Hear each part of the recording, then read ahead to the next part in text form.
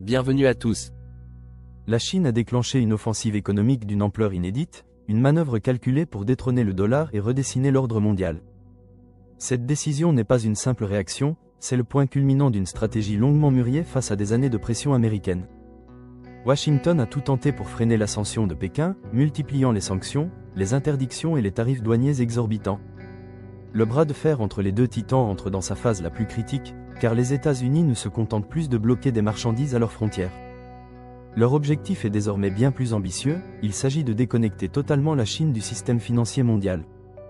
Récemment, Washington a intensifié sa campagne en exigeant que les grandes institutions financières cessent de soutenir la Chine. L'argument est simple et direct, la Chine n'est plus considérée comme un pays en développement et ne mérite donc plus les avantages qui vont avec. Pour Pékin, cette manœuvre est une véritable humiliation publique, une tentative de lui couper l'accès aux financements internationaux qui ont facilité son essor fulgurant. Les diplomates américains ont reçu l'ordre de faire pression sur la Banque mondiale et les Nations unies, afin qu'elle retire à la Chine son statut privilégié. Ce statut offre des prêts à des taux avantageux et des conditions commerciales assouplies, des leviers que Washington veut désormais désactiver. La stratégie est claire, il s'agit d'enfermer l'économie chinoise dans une cage financière pour ralentir sa course vers la première place mondiale. Si vous voulez comprendre les véritables enjeux qui se cachent derrière les grands titres, et décrypter les stratégies qui redéfinissent notre monde, alors votre soutien est essentiel. Pour nous donner la force de continuer à produire des analyses en profondeur, abonnez-vous à la chaîne et activez la cloche des notifications, chaque nouvel abonné est une motivation pour aller plus loin. En parallèle de cette guerre financière, les États-Unis maintiennent des droits de douane très élevés, parfois supérieurs à 30% sur les produits chinois. L'administration américaine va même jusqu'à exiger que la Chine réduise sa propre production pour acheter davantage de biens américains, une demande que Pékin juge inacceptable. Mais cette politique agressive pourrait se retourner contre ses initiateurs, car malgré les obstacles, la Chine non seulement résiste, mais elle renforce ses alliances. Loin d'être isolée, Pékin tisse des liens économiques toujours plus solides, notamment en Asie et au Moyen-Orient. L'autorité d'investissement du Qatar a récemment acquis 10% d'une grande société de gestion d'actifs chinoise, un signal fort de la confiance des investisseurs du Golfe. Au premier trimestre de l'année 2025, les échanges commerciaux entre la Chine et les pays de l'ASEAN ont dépassé les 234 milliards de dollars, une preuve de l'échec de la stratégie d'isolement américaine. L'initiative des nouvelles routes de la soie, le fameux Belt and Road Initiative, continue de s'étendre, avec près de 150 pays participants.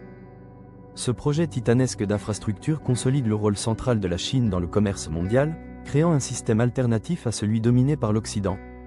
La véritable force de la Chine ne réside cependant pas seulement dans sa diplomatie, mais dans sa puissance industrielle écrasante. En 2024, l'industrie représentait 26% de son économie, et près de 30% de tous les biens manufacturés dans le monde provenaient de ses usines. Son produit intérieur brut nominal est estimé à 19,2 trillions de dollars, mais en parité de pouvoir d'achat, il atteint 40,7 trillions, la plaçant au premier rang mondial en termes de production réelle. Pendant ce temps, le secteur manufacturier américain ne représente plus que 10,3% de son économie, son niveau le plus bas depuis la Seconde Guerre mondiale. Cette puissance chinoise est le fruit du plan Made in China 2025, lancé en 2015 pour transformer le pays en un leader des hautes technologies. Aujourd'hui, la Chine produit plus de 60% des véhicules électriques mondiaux, et elle domine le marché des panneaux solaires. Cette montée en gamme s'appuie sur un soutien massif de l'État, avec des prêts avantageux et une planification stratégique redoutable. Contrairement aux idées reçues, le succès de la Chine ne repose plus sur des salaires bas, mais sur l'échelle gigantesque de ses usines, la qualité de ses infrastructures et une efficacité logistique sans équivalent. Cette agilité industrielle inquiète profondément Washington, car l'enjeu est aussi sécuritaire, la maîtrise de la production signifie la maîtrise des technologies critiques, des puces électroniques aux machines de pointe. Face à cette réalité, le président Donald Trump a injecté des milliards de subventions pour inciter les entreprises à relocaliser leur production aux États-Unis, mais les résultats sont mitigés. Malgré les sanctions, des géants comme Huawei produisent désormais leurs propres puces de pointe sur le sol chinois. L'entreprise BYD vend plus de véhicules électriques que Tesla et conquiert agressivement de nouveaux marchés en Europe et en Amérique du Sud. La question n'est donc plus de savoir si les États-Unis peuvent se découpler de la Chine, mais plutôt comment ils vont gérer une interdépendance qu'ils ne peuvent plus nier. Washington tente de bâtir une « forteresse Amérique » en créant des blocs commerciaux avec des alliés triés sur le volet, mais même ses plus proches partenaires, comme l'Allemagne ou le Japon, dépendent massivement des chaînes d'approvisionnement chinoises. En 2024, la Chine a exporté pour près de 3 600 milliards de dollars de marchandises, générant un excédent commercial de près de 1 000 milliards de dollars. Ces chiffres montrent à quel point l'économie chinoise est imbriquée dans le système mondial, et toute tentative de l'isoler risque de créer un effet boomerang. En étant poussée hors des réseaux dominés par Washington, la Chine est incitée à accélérer la construction de son propre écosystème financier et commercial. Le prochain champ de bataille est déjà connu, c'est la monnaie.